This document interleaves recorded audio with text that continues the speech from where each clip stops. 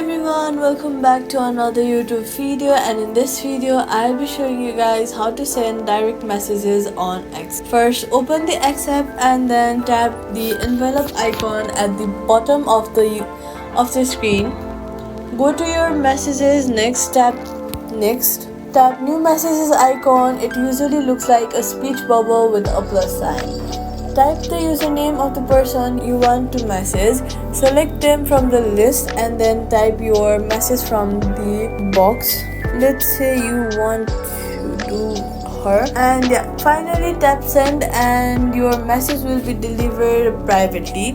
And that's it. Direct messages are a great way to connect privately with friends, colleagues, or anyone you want to chat on with X.